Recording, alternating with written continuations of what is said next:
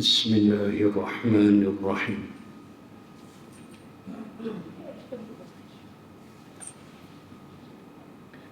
السلام عليكم ورحمة الله وبركاته. الحمد لله رب العالمين، والعاقبة للمتقين،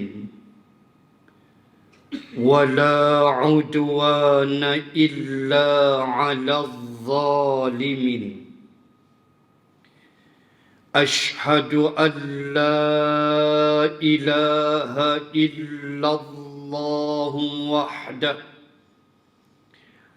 لا شريك له، وأشهد أن سيدنا محمدًا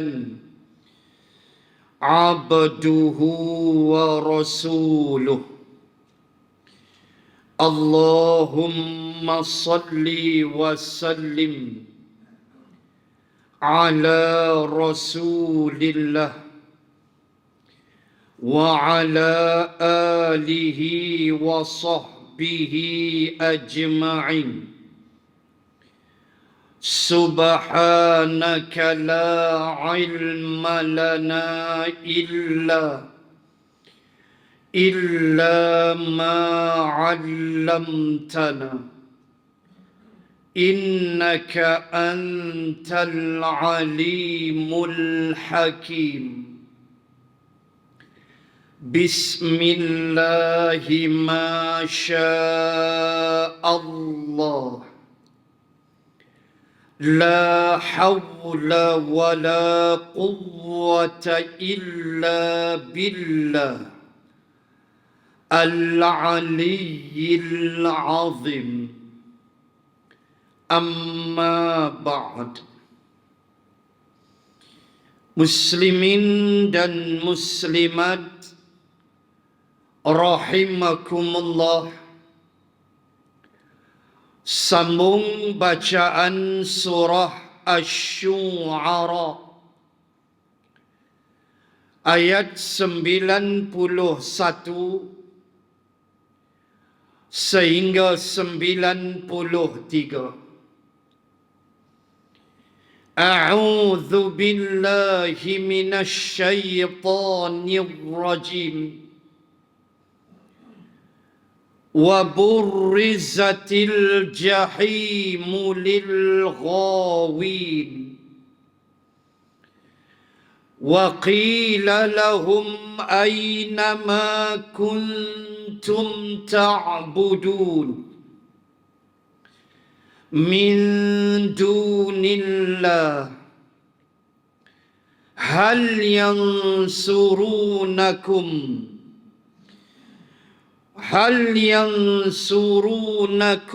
aw yantasirun.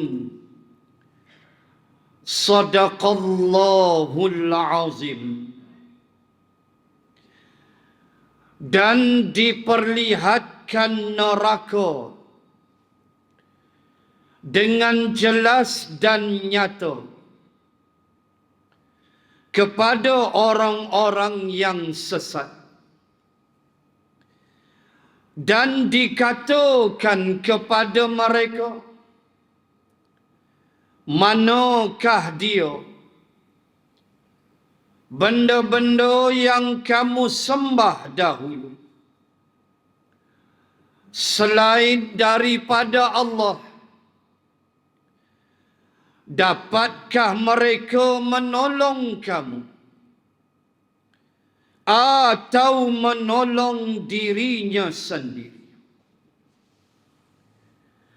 Bulan yang telah lalu kita telah melihat Allah Subhanahu wa ta'ala menyebut tentang syurga yang didekatkan kepada orang-orang yang bertakwa. Wa uzlifatil jannatu lil muttaqin. Itu bulan lepas. Bagaimana golongan yang bertakwa akan didekatkan syurga kepadanya. Dan malam ni kita melihat akan neraka di mana Allah Subhanahu wa taala menyebut wa burrizatil jahimu lil ghawin, dan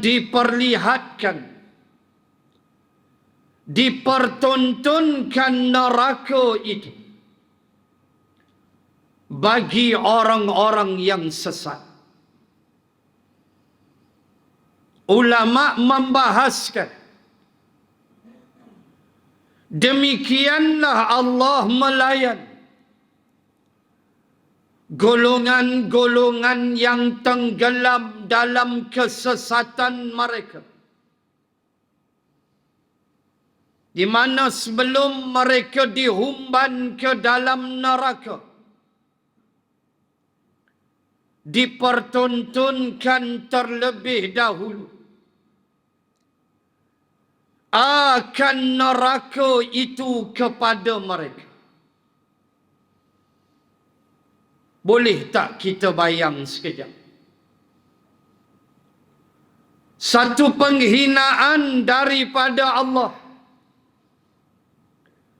Sebelum masuk tu bagi tengok dulu. Boleh bayang tak perasaan macam mana? Na'udzubillah. Bagaimana perasaan tak mampu kita nak bayangkan. Ni kejap lagi nak masuk ni. Sebelum masuk Allah bagi tunjuk dulu. Dipertontonkan azab-azab neraka.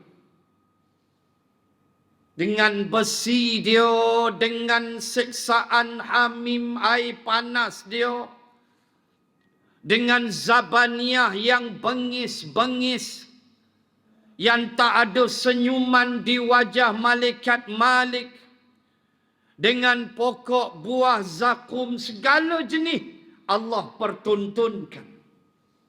Yang kejap lagi ahli neraka nak masuk. Cubalah bayang sekejap. Na'udzubillah ya Allah. Untuk siapa Allah sebut lil ghawin, disebut dengan dalam tafsir pimpinan Ar-Rahman ini, lil ghawin ditafsirkan dengan orang-orang yang sesat. Tuan-tuan muslimah, kalau boleh saya tambah satu ayat lagi. Di awal surah At-Tur. Surah 51, 52. Allah Ta'ala sebut. Dalam surah At-Tur ada ayat di awal-awal surah. Allah Ta'ala sebut. Alladzina hum fi khawdin yal'abun. Tak silap saya ayat 9. Ayat 9 surah At-Tur. Bagaimana Allah menyebut di antara ciri mereka yang akan ditolak masuk ke dalam neraka adalah alladzina hum fi khawdin yal'abun. Mereka-mereka yang dahlah duduk dalam sesat. Sudahlah berada dalam kesesatan. Apa lagi perangai dia? Allah Ta'ala sebut ayat 9 At-Tur, yal'abun. Alladzina hum fi khawdin yal'abun. Apa dia? Yal'abun, la'ibun, mal'ab. Dia mainlah ayat tu. Mal'ab, taman permainan. Jongkang, jongkit, apa semua. Mal'ab, taman permainan. La'ibun, main-main. Maka bila Allah sebut alladzina hum fi khawdin yal'abun, adalah mereka yang bermain-main dalam kesesatan mereka. Bahasa mudahnya, dahlah sesat. Duk buat relax ya. Buat tak kisah dengan kesesatan itu.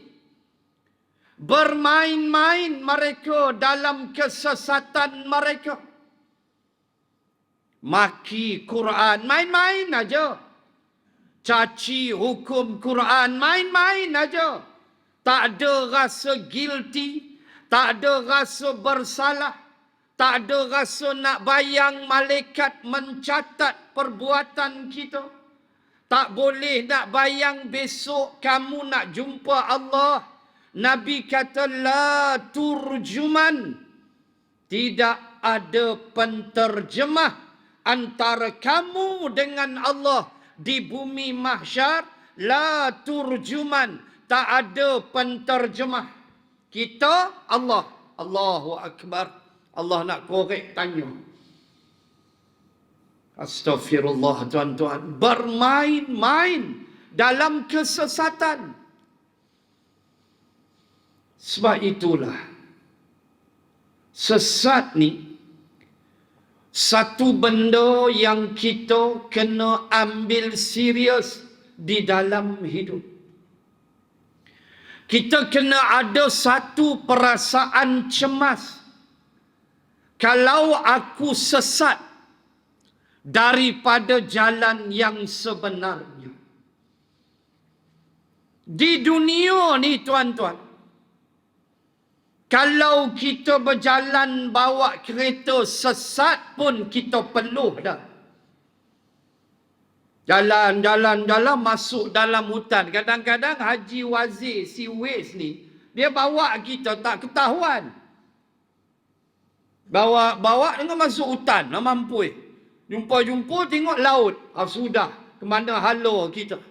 Pucat kita. Berpeluh juga. Sesat di dunia. Boleh lagi telefon. Boleh lagi kita WhatsApp tanya kawan-kawan. Boleh lagi river gear kereta cabut keluar tinggalkan tempat. Cari jalan keluar. Tetapi tuan-tuan, sesat di akhirat. Man kana fi hadhihi a'ma fahuwa fil akhirati a'ma wa adallu sabil. Suratul Isra ayat 70 lebih. Allah kata siapa yang sesat di dunia, tak jumpa jalan hidayah petunjuk di dunia, maka di negeri akhirat, siapa yang buta, siapa yang buta di dunia, sesatlah tu. Bukan buta mata, buta hati dia. Sesatlah. Dia tak jumpa cahaya kebenaran. Dia tak dapat melihat. Sebab bila kata melihat, mesti mahu cahaya. Mata kita boleh melihat sebab cahaya ada. Bila tak ada cahaya, kita tak boleh melihat, gelap. Nah, hati pun dia nak cahaya. Cahaya hidayah, cahaya petunjuk, cahaya Al-Quran. Tiba-tiba buta hati dia, tak dapat melihat kerana kesesatan yang dipilihnya. Maka Allah kata, wa fil akhirati a'ma. Nanti di akhirat pun buta. Lagilah wa adallus sabil. Lagilah teruk jalan sesat dia bila dia buta di akhirat. Dunia buta, akhirat buta. Tuan-tuan muslimin muslimat, saya nak sebut malam ni lebih kurang ada 7 sebab kenapa jadi sesat. Itu poin kemudian sekejap lagi.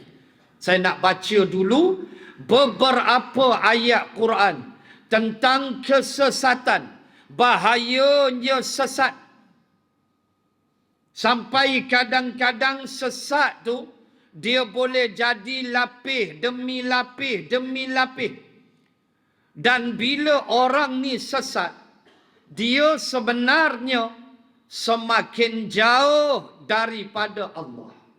Sebab itu tuan-tuan muslimat selalu dengar ayat faqad dhalla dhalalan ba'ida. Selalu dengar ayat macam tu. Dan sesungguhnya mereka telah dhalal. Mereka telah sesat. Arab kata dhalal, sesat. Mereka telah sesat dengan dhalalan ba'ida, dengan kesesatan yang ba'id. Ba'id makna jauh. Jauh sesat dia. Nak patah payah. Jauh daripada Allah. Wal'iyadha billahi min zalik. Nanti saya sebut 7 sebab sesat. Kejap lagi. Nak tengok bahaya sesat. Paling bahaya dia tuan-tuan muslimin muslim. Ialah apabila kita sesat, kemudian kita sesatkan orang lain. Itulah yang Rasulullah sebut dalam hadis yang panjang, saya ringkaskan. Nabi kata fadallu wa adalluk. Mereka itu sesat dan menyesatkan. Itu paling celaka sekali. Setakat engkau seorang sesat, itu satu hal. Tetapi dengan kesesatan engkau drag orang lain, engkau tarik orang lain jadi sesat sama. Itulah celaka dia. Sama ada dengan ucapan dia, sama ada dengan pengaruh kekuasaan dia, sama ada dengan harta dia. Dia dah sesat, tapi dia guna sumber-sumber ini untuk menyesatkan orang lain. Memang celaka habis. Tidakkah itu perangai Fir'aun? Menggunakan segala yang ada. Sedangkan Allah menyebut dalam surah Taha, wa adalla fir'aunu qaumahu wa ma hada. Allah declare dalam surah Taha, di tengah-tengah surah Taha ayat 60 lebih 70 lebih begitu. Allah Ta'ala sebut wa adalla fir'aunu qaumahu, dan Fir'aun telah menyesatkan kaumnya. Wa ma hada, Fir'aun tak pernah beri petunjuk pada kaum dia. Fir'aun tak pernah ajak rakyat dia balik jumpa Allah.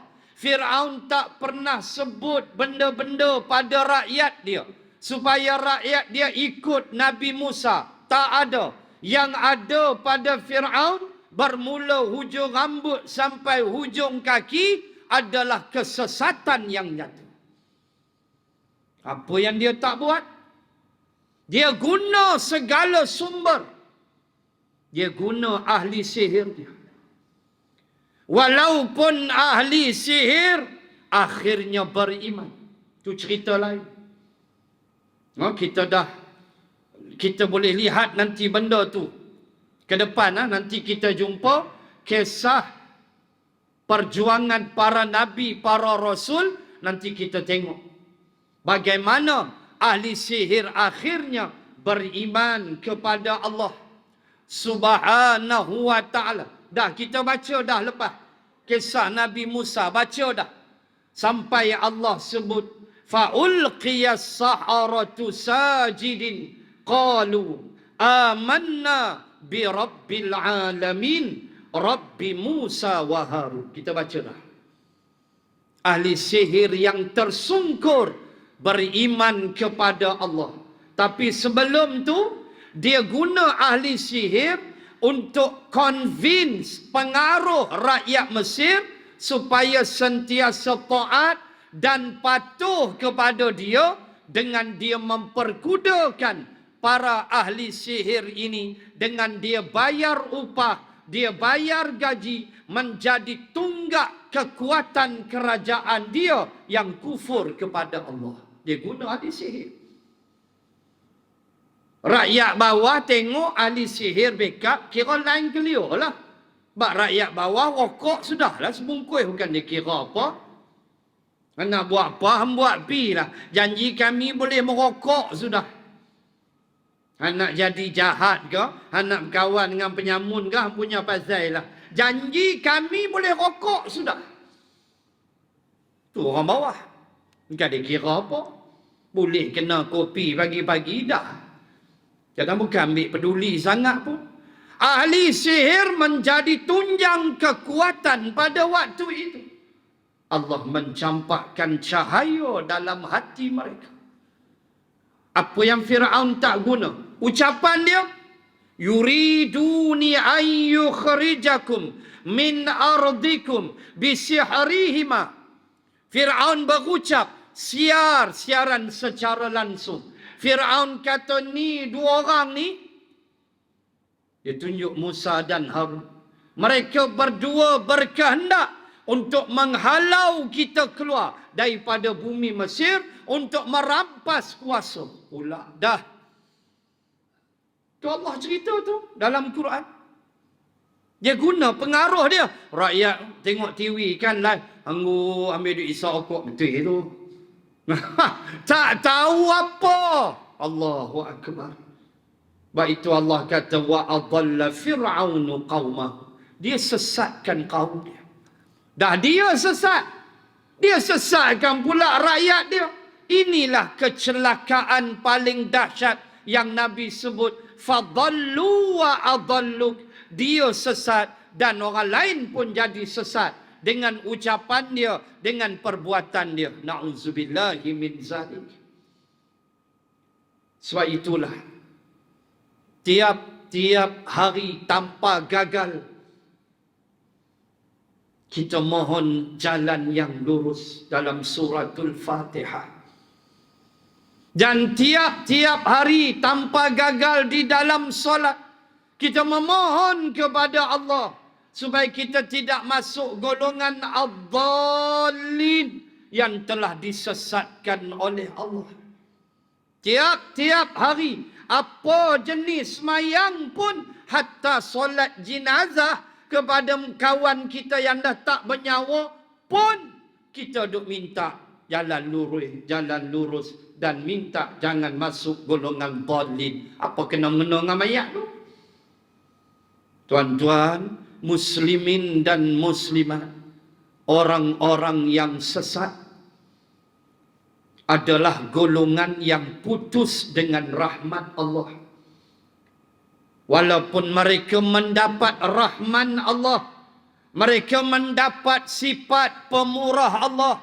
Allah bagi Fir'aun makan. Allah bagi Fir'aun makan apple, makan segala-galanya Allah bagi. Allah bagi penentang para nabi, para rasul, berjalan ke hulu ke hilir, membawa barang-barang dagangan mereka. Fala yaghrurka taqallubuhum fil bilad. Ayat berapa? Ayat 4 surah Ghafir. Ayat nombor 4 surah Ghafir. Allah kata, fala yaghrurka taqallubuhum fil bilad. Wahai Muhammad, jangan engkau terpedaya dengan berulang aliknya mereka dalam negeri itu. Maksudnya Abu Jahal, rombongan dagang dia. Oh, nampak hebat. Pergi Syam, pergi Yaman, berniaga. Jangan kamu terpedaya, wahai Muhammad. Kerana sesungguhnya mereka gunakan keuntungan barang niaga mereka untuk menentang Rasulullah. Ini Allah sebut. Sesat sampai ke tahap itu. Orang beriman cukup takut dengan istilah sesat. Kerana sesungguhnya tidak ada tempat bagi orang yang sesat melainkan neraka. Allahu Akbar. Man a'rada an dhikri fa inna lahu ma'ishatan dhanka wa nahsyuruhum yawmal qiyamati a'ma. Qala rabbi lima hasyartani a'ma wa qad kuntu basira. Qala kadzalika qala. Demikian sampai habis ayat. Atatka ayatuna fanasitaha wa kadzalika al-yawma tunsa. Surah Taha. Ujung nak habis surah Taha. Allah cerita orang yang jumpa Allah dalam keadaan buta matanya di negeri akhir. Buta. Bangkit tu buta. Allah. Lalu dia sempat lagi loya buruk. Dia tanya Allah. Lima hasyartani a'ma. Kenapa aku dibangkitkan dalam keadaan buta? Wa qad kuntu basira. Dulu di dunia aku boleh melihat. Allah kata demikianlah. Sebab dulu di dunia engkau lupa aku. Engkau lupa peringatan aku. Engkau tak peduli dengan perintah-perintah aku. Engkau tuduh ulama-ulama aku penunggang-penunggang agama. Engkau labelkan ulama aku yang nak ajak kamu semua balik pada Islam sebagai golongan penunggang-penonggeng agama. Macam-macam istilah guna. Boh dalam internet, boh dalam TikTok. Untuk memberi gambaran buruk kepada para ulama. Kamu lupakan aku di dunia. Kamu tak kisah dengan amaran-amaran aku. Kamu buat tak kisah dengan saranan nasihat ulama yang disebut dengan hadis yang sahih. Al-ulama warathatul anbiya. Ini hadis sahih, tuan-tuan. Ulama pewaris nabi-nabi. Hadis itu sahih. Kamu buat tak peduli. Pewaris Nabi aku menasihati kamu. Kamu label mereka macam-macam. Kerana kamu tak nak kepada Islam yang mereka bawa. Ajak kepada kamu. Nah, hari ini kamu dilupakan. Hari ini engkau dilupakan. Neraka jawab. Astaghfirullah. Na'udzubillahi min zalik, tuan-tuan muslimin muslimat. Saya ulang balik, sesat di dunia boleh tanya orang. Sesat di akhirat habis kita. Pastikan kita di dunia tidak sesat. Dan kesesatan ini menyemakkan perut. Bayang kalau tuan-tuan sesat jalan, tak jumpa suatu tempat. Waktu tu dah 7 suku malam, dah maghrib dah masuk. Kita yang kaki semayang ni, tak jumpa jalan, duduk dalam hutan contoh. Tuan-tuan tak rasa semak? Semak. Ni nak maghrib dah masuk dah maghrib. Nak berhenti tang mana ni? Tak ada tempat. Hutan. Signboard apa tak ada. Mulalah lock pintu kereta. Wai gila. Penakut. Dia main macam-macam perasaan. Semak tak? Semak. Kenapa? Sesat. Sesat itu menyemakkan jiwa. Pernah sekali musim haji saya bawa jemaah driver tak jumpa jalan. Daripada Jeddah sampai Makkah kami ambil masa 11 jam. Nah kena 11 jam. Daripada Mekah nak pergi Jeddah, naik Jeddah nak pergi Mekah, baru sampai. Baru sampai tu Jeddah nak pergi Makkah, buat pula ifrad. Kami buat haji ifrad 202 orang. 15 ke 16 gitu. Sampai Makkah tak tahu nak sembang, tapi yang saya ingat 11 jam. Dia pusing tak jumpa jalan, kona tembus tak tahu. Tanya kita mampu, kita nak tahu. Kita bukan orang Makkah. Semak dah perut, semak. Yang dalam bas tu duk pandang kita. Saya duk belakang monitor jemaah. Ustaz nak kencing pun tanya aku. Dah lah aku semak. Kita punya wirid belakang tu nak bagi pelepas elok. Dia duk tanya nak kencing. Mampu. Saya pun sesak waktu tu jenuh tahan. Oh, semak kita tuan-tuan. Semak. Kenapa? Sesat. Itulah kesesatan. Jiwa kita kacau. Bayangkan. Dah masuk maghrib dah nak habis. Contohlah. Jalan tak jumpa lagi. Minyak dekat E. Dah keluar gambar tangki minyak. Cuba bayang. Minyak turun lah tu. Turun dalam tangki. Bayang. Bayang. Tinggal E, lepas tu keluar gambar tangki tu. Dah 7.40 dah, maghrib dah lagi. Jalan tak jumpa lagi. Tuan-tuan boleh bayang tak semak lagu mana kita? Inilah kesesatan. Tetapi kalau tak sesat, tenang. Tenang.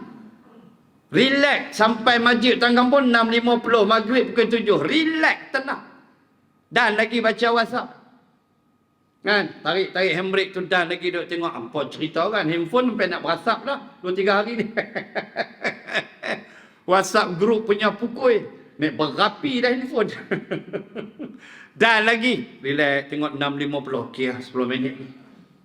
Dah 55 stop, pergi toilet, apa semua ambil wuduk. Tenang masuk masjid. Sebab kita jumpa jalan. Kita tak sesat.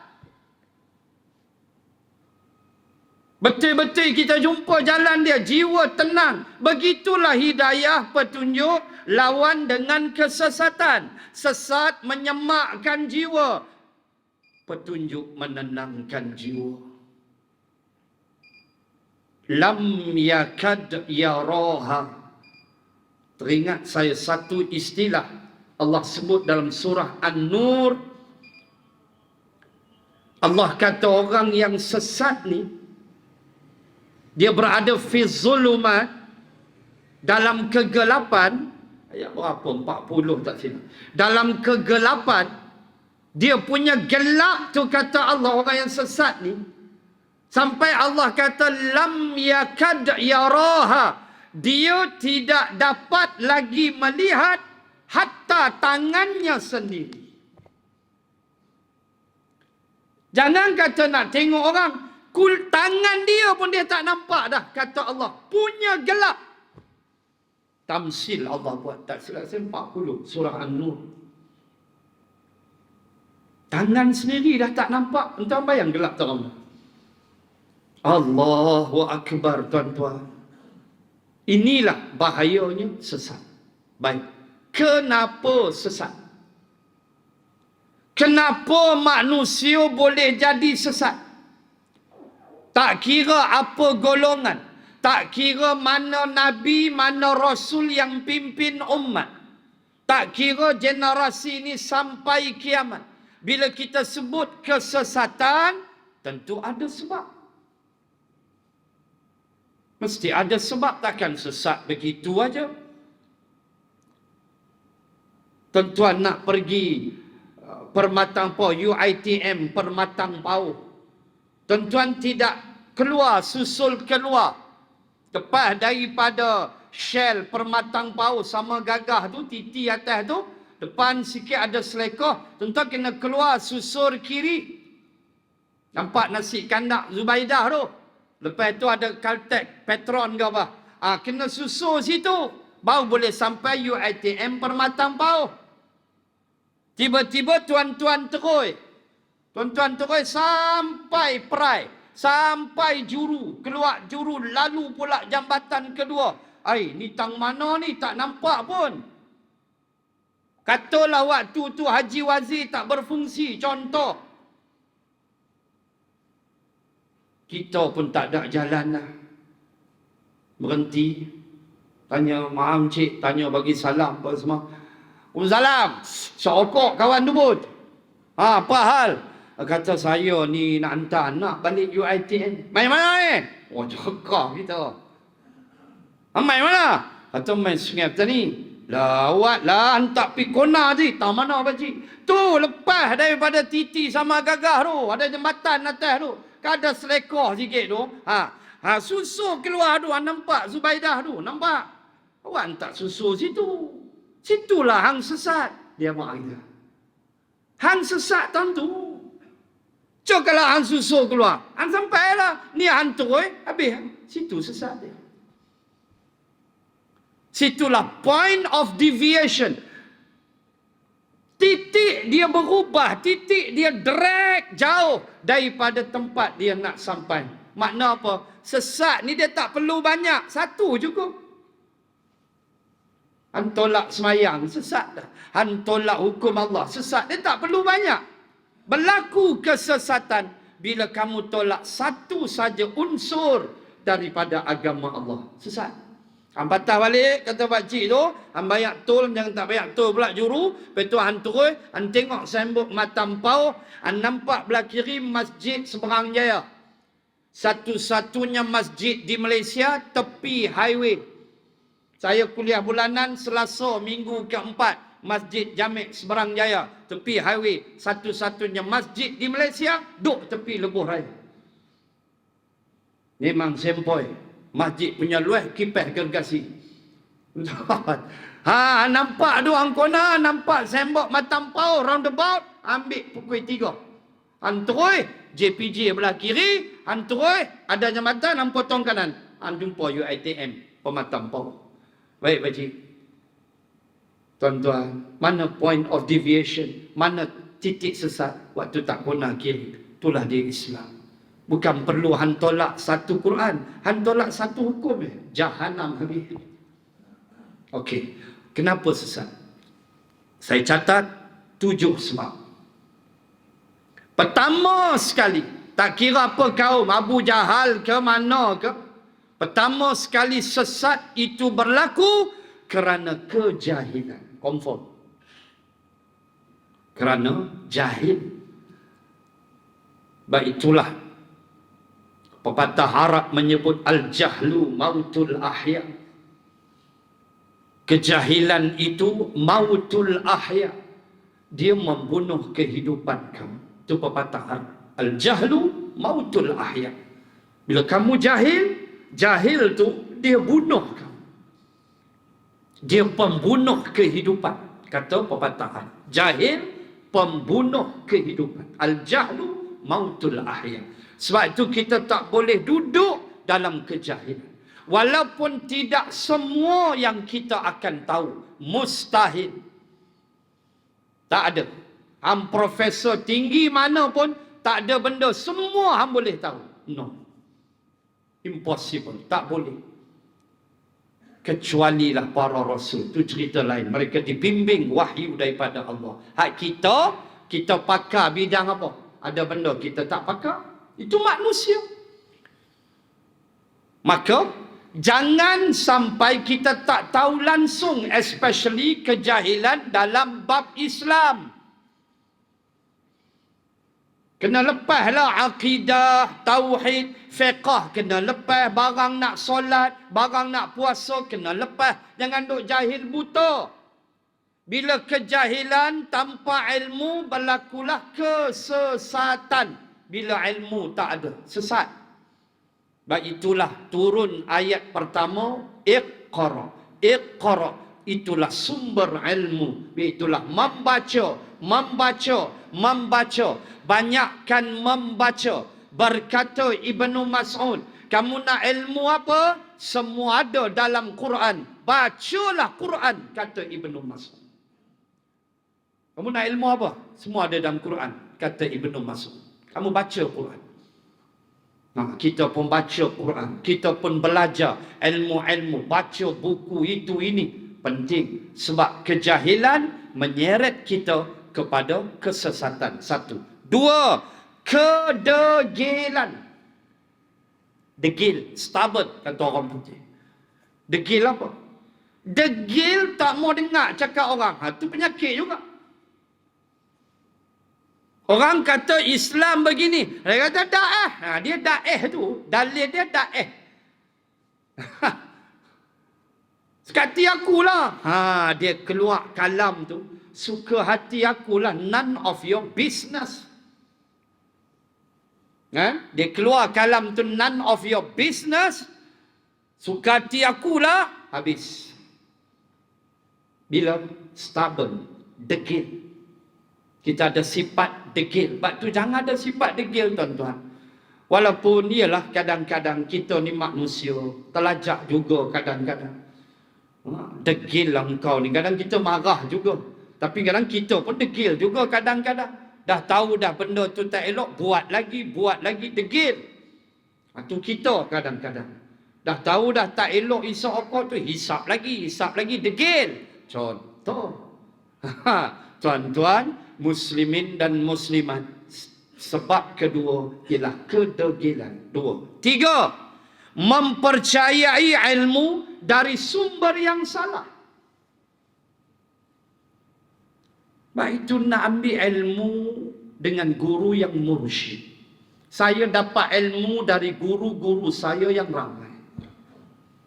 Maka kita perturun ilmu. Tak salah. Tuan-tuan nak ambil ilmu daripada sumber-sumber yang lain yang kita yakin sahih. Tetapi guru jangan tinggal. Ke masjid menghadap guru jangan tinggal. Paling tidak ada dalam seminggu tu 1-2 kita menghadap guru kita. Kita belajar. Itu paling penting. Soal tuan-tuan nak belajar, rojok, refer YouTube, apa tak ada masalah.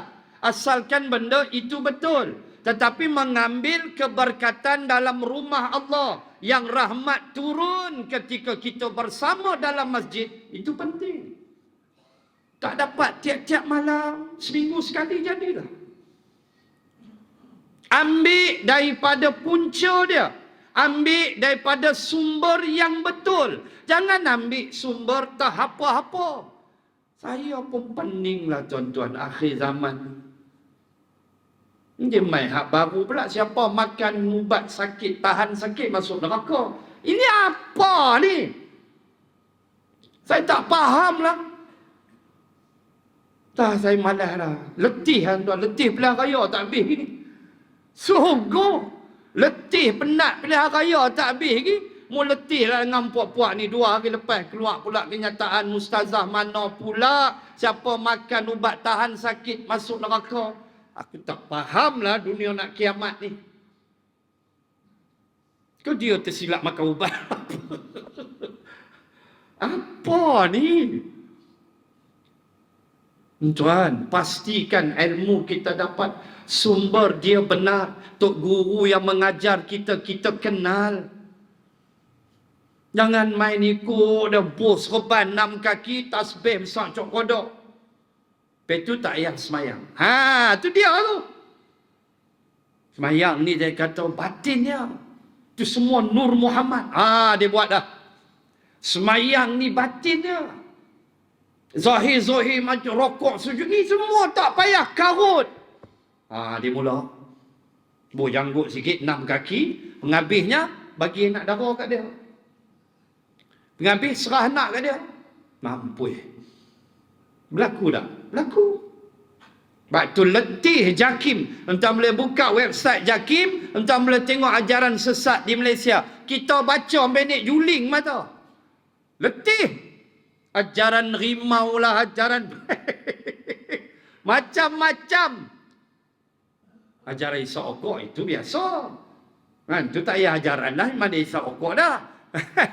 Ni nak sebut ni sumber-sumber yang salah. Jangan. Ambil ilmu biar sumber betul. Sebab nanti bila ajaran tak betul, habis sesat manusia. Utama dalam ilmu tauhid, membicarakan sifat-sifat Allah. Jangan main golek-golek baca buku ya, kena mengaji. Kena penerangan sifat Allah, wujud, qidam, baqa, apa semua ni, ta'alluq, tanjizi, apa semua ni kena belajar elok-elok. Supaya kita faham bahawa sesungguhnya ilmu mesti ambil daripada sumber yang sahih. Jangan pi ambil tak ketahuan, nanti jahanam kita. Sesat. 3. 4. Ego. Ini saya catat daripada kitab. Ego. Rasa diri hebat. Rasa kita ni hebat. Orang lain punya pandangan, kita tak mau terima. Sebab itu Qaradawi sebut almarhum Dr. Yusuf Al-Qaradawi di dalam kitabnya Fiqh Al-Awlawiyat antara sebab manusia jadi lingkup ialah kerana berbangga dengan pandangannya sendiri dan menolak pandangan orang lain. Sedangkan pandangan orang lain lebih bernas daripada dia. Tapi kerana keegoan dia. Kerana rasa dia hebat. Hebat apa? Sayyidina Ali kata, kamu asal air mani. Kamu akan kembali menjadi jifah. Apa dia jifah? Bangkai. Sayyidina Ali sebut. Kamu akan kembali menjadi jifah, menjadi bangkai. Duduk dalam tu tinggal tulang. Apa yang kita nak bangga? Apa yang kita nak rasa hebat? Menghormati orang tu satu bab. Hormat orang lebih tua daripada kita. Islam aja. Hormat orang lebih ilmu daripada kita. Islam aja. Tetapi bukan makna orang yang dihormati itu merasakan dia hebat. Tak ada pasal. Tak ada pasal, tuan-tuan. Tak ada pasal cakap terus terang. Saya dengan tuan-tuan serupa saja. Kita air mani yang hina. Cuma Allah beri lebih sikit ilmu. Kita kongsi. Itu aja. Itu aja. Yang kita mesti faham. Jangan ego belagak. Itu sifat syaitan. 4. 5. Ingin dipuja dan disanjung. Antara sebab berlaku kesesatan ialah ingin dipuja dan disanjung. Dalam bentuk apa? Dalam bentuk bawa ajaran baru. Ajaran tak apa-apa, akhirnya himpun pengikut ramai. Untuk dia dipuja, disanjung. Ini berlaku. Ajaran entahlah macam-macam. Tuan-tuan bacalah Jakim punya website. Pening. Tuhan Harun lah apa macam-macam. Na'udzubillah. Ajaran tak tahu nak cakap. Punya banyak kesesatan ajaran sesat di Malaysia. Cuma kita tak pastilah di sudut akta undang-undang kuat mana menghukum mereka. Serbu-serbu dah macam-macam Jakim buat. Tetapi kita boleh tengok macam-macam ajaran naik letih kita baca. Wal'iyadzabillah. Ingin disanjung, dipuja. Kononnya dia lah hebat. Sampai akhir minum ayak kaki apa semua ni. Wal'iyadzabillah. Ayak basuh kaki dia pun kena minum. Pergi. Lepas tu bawa anak tidur sekali dengan dia. Jahanam. Wal'iyadzabillah. Apa lagi? Tunduk kepada nafsu. Definitely. Yang tu confirm. Tunduk kepada nafsu. Sebab itu dalam hadis wahawahum muttaba'. Nabi kata antara benda yang menjahanamkan manusia ialah hawa nafsu yang dituruti. Jahanam gitu. Walaupun pada perkara yang mubah, pada perkara yang harus, tapi bila kita ikut nafsu, jahanam. Rosak. Contoh, makan. Makan harus. Haram bila? Haram waktu siang bulan puasa. Ataupun kita berpuasa sunat ke apa, haram dah siap. Dalam apa keadaan pun, tolak Ramadan, tolak kita puasa, makan hukum dia mubah, harus. Nak makan, tak nak makan, hang punya pasal. Tapi bila kita makan, ikut nafsu. Rosak tak badan? Rosak. Itu dalam perkara harus. Makan kita berlebihan. Tambah sampai 2-3 pinggan. Ni dah sengkak perut ni. Dia main pula sotong mana kunyit pula. Rembat lagi. Sampai sendawa terlentang je lah meja. Ikut nafsu. Bawa kereta. Lebuh raya 110 Nafsu punya pukul 108. Aku. Saya memang tak kerti bawa kereta perlahan cakap je terang. Rasa sunyi kalau bawa kereta tu slow. Rasa tak syok. Tapi kita kontrol lah, tak ada lah. Pipi langgar orang tak ada, kita kontrol. Hello. Tak ada hal punya. Saya pernah balik daripada Subang sampai Sungai Petani 2 jam setengah. Iya, tak ada saya bohong. Pukul 12 tengah malam daripada Subang, 2.30 masuk rumah Sungai Petani. Malam lah pagi, kereta tak ada. 18, 19, 18, 19, 2.30 baik. Tapi tak ada lah mengantuk langgar orang, tak ada. Kita kontrol elok. Lesson kita A punya. Baca doa elok. Dengan dia melintas hantu raya tengah jalan sudah. Tu. Saya memang tak kerti buat slow cakap dia terang. Memang nak kira nak laju. Memang dah jenis kita highway star. Buat lagu mana? Tuan, nak sebut ikut nafsu tu jadi dia rosak kita. Tu dia maknanya berlebih-lebihan dalam kita mengikut hawa nafsu. Makan boleh tapi jangan melampau. Sebab Allah kata kulu washrabu wala tusrifu. Makanlah, minumlah, jangan melampau. Hatta minum sekalipun kita minum banyak, di antara benda kata Imam Ghazali yang memalaskan kita bangun tahajud ialah di malam hari minum terlalu banyak, makan terlalu banyak. Minum banyak pun tak boleh malam. Nanti dia jadi malas bangun tahajud. Berasa berat. Tu dia.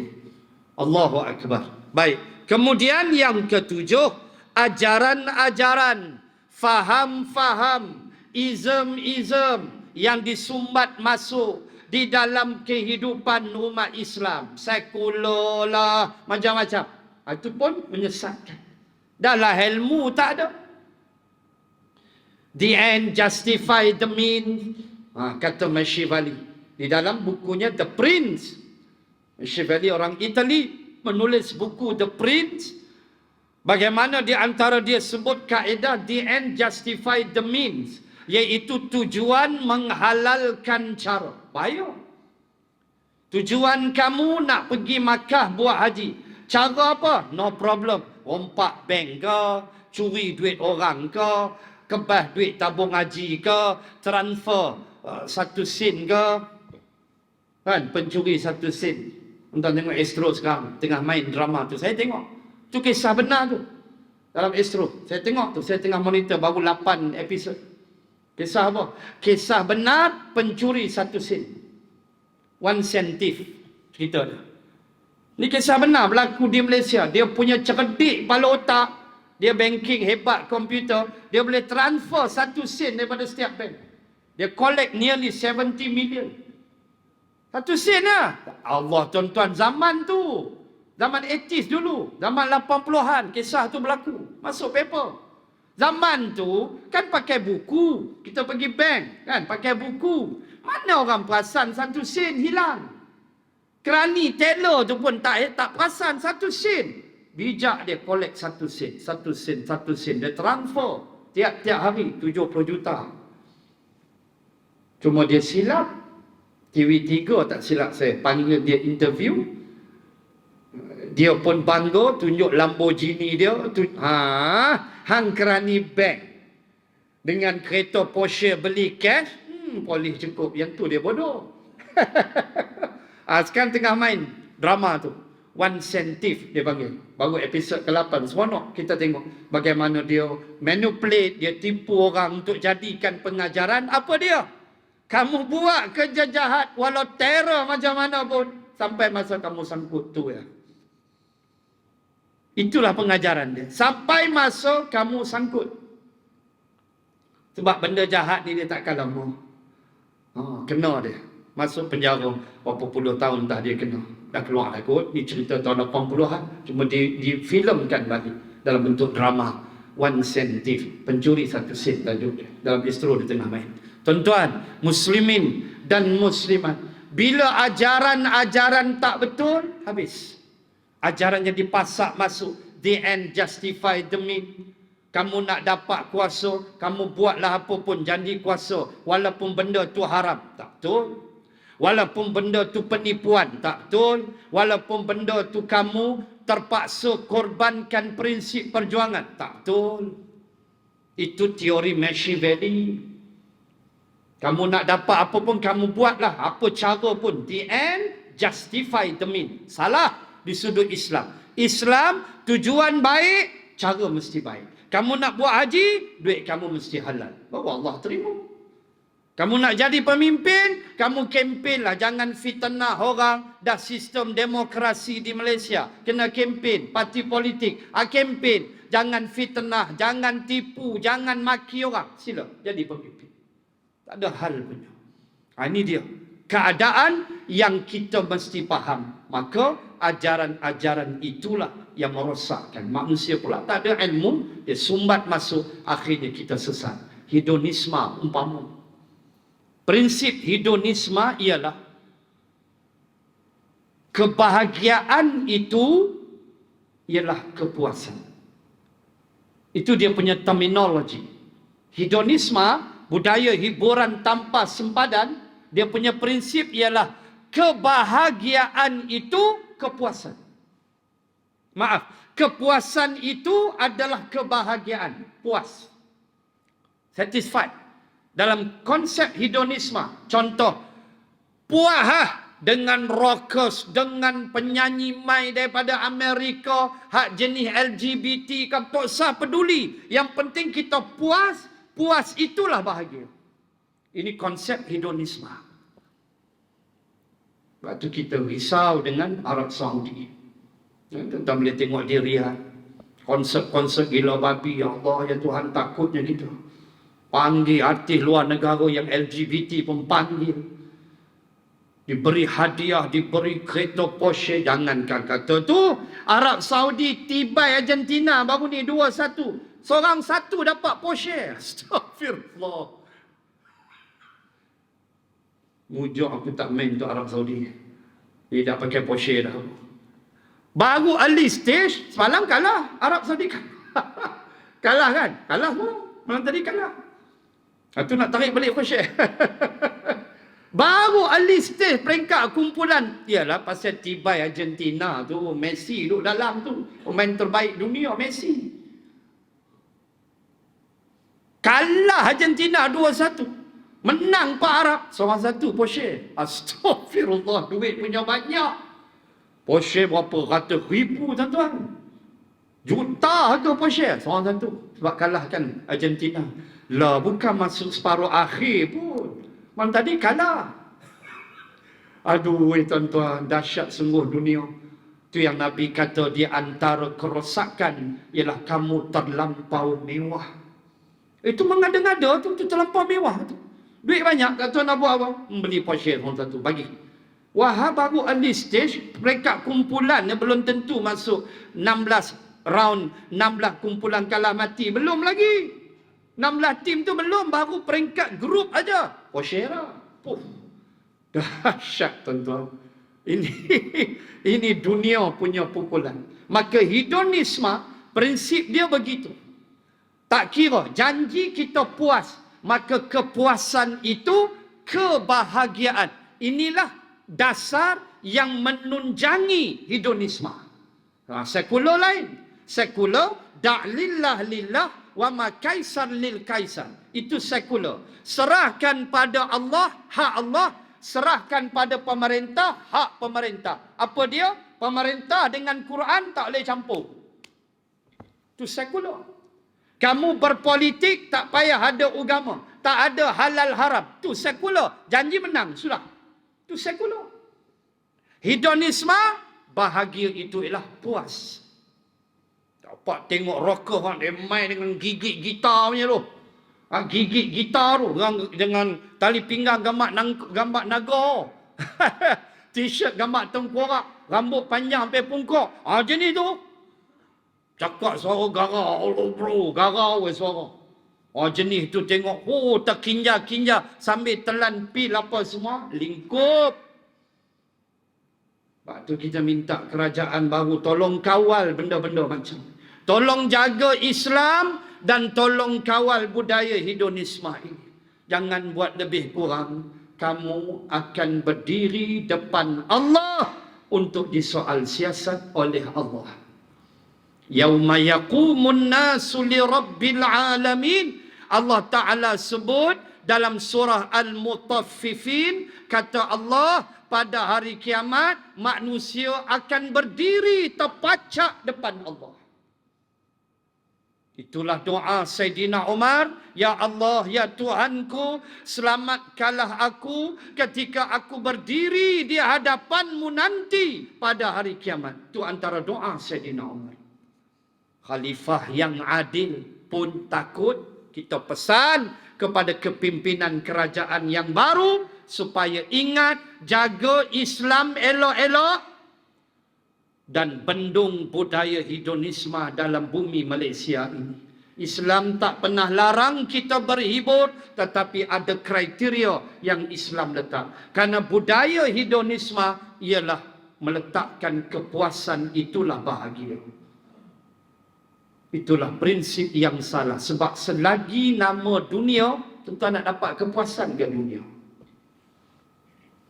Tuan-tuan makan umur apa tahun dah? 60. Berapa kali tuan-tuan makan nasi? Banyak kali. Awak tak makan sekali ya, dah puas. Tak, pasal tak puas makan lagi. Itulah dunia. Dunia mana ada kepuasan? Kepuasan ialah akhirat, syurga. Itu puas. Ini prinsip hedonisme. So, inilah 7 sebab yang saya kutip daripada kitab. 7 sebab manusia jadi sesat. So, kita minta pelindung. Maka, mereka ini akan ditanya oleh Allah. Dalam konteks ni ialah orang-orang yang kufur, yang sembah berhala. Bila mereka duduk dalam sesat, lalu Allah kata, wa qila lahum aina ma kuntum ta'buduna min dunillah. Allah tanya, mana dia? Berhala yang kamu sembah dulu. Hal yansurunakum aw yantasir. Adakah mereka dapat tolong kamu? Allah tanya. Khas ayat tu kepada orang-orang Makkah, penyembah-penyembah berhala. Kita sebut dalam konteks yang luas, iaitulah kesesatan dia wujud selagi manusia menolak hidayah. Bila ada saja manusia tolak petunjuk, sesat akan datang. Sebab itulah kesesatan dan hidayah, dua benda yang sentiasa bertemu. Golongan yang benar akan berlawan dengan golongan sesat. Golongan sesat, dia akan duduk diam ke? Tak. Dia akan pertahan kesesatan dia. Percaya? Maka kita juga takkan duduk diam. Kita akan attack kesesatan dia dan kita akan pertahan kebenaran kita. Maka kata Sayyid Qutb, benar dan sesat tidak bertemu di dunia dan tidak bertemu di akhirat. Dia mesti berpisah. Maka pastikan diri saya, tuan-tuan muslimat, kita duduk di pihak yang benar. Kita doakan semoga yang sesat kembali mencari hidayah, petunjuk Allah Subhanahu wa ta'ala. Dan kita yang dah ada hidayah, jangan lupa, Rabbana la tuzigh qulubana ba'da idh hadaitana wa hab lana min ladunka rahmah innaka antal wahhab. Ayat 9 surah Ali Imran. Wahai Tuhan kami, jangan engkau palingkan hati kami setelah engkau beri hidayah dan petunjuk kepada kami. Itu doa yang kita mesti baca. Baik, bulan depan insya-Allah Allah Ta'ala berfirman, fakubakibu fiha hum wal ghabun wallahu a'lam. Subhanakallahumma wa bihamdik nashhadu an la ilaha illa ant wa nastaghfiruka wa natubu ilaik. Bismillahirrahmanirrahim. Alhamdulillahi rabbil alamin. Assalatu wassalamu ala rasulillah wa ala alihi wa sahbihi ajma'in. Allahumma zidna ilman warzuqna fahman. Allahumma rzuqna fahman nabiyyin wa hifzal mursalin. Allahumma ij'al jam'ana hadha jam'an marhuma wa tafarruqana min ba'dihi tafarruqan ma'suma. Rabbana atina fid dunya hasanah wa fil akhirati hasanah wa qina adzaban nar. Wa sallallahu ala rasulillah wa ala alihi wa sahbihi wa baraka wa sallam. Walhamdulillahi rabbil alamin. Subhanakallahumma wa bihamdik nashhadu an la ilaha illa anta wa nastaghfiruka wa natubu ilaik. Wallahu a'lam. Assalamualaikum warahmatullahi wabarakatuh.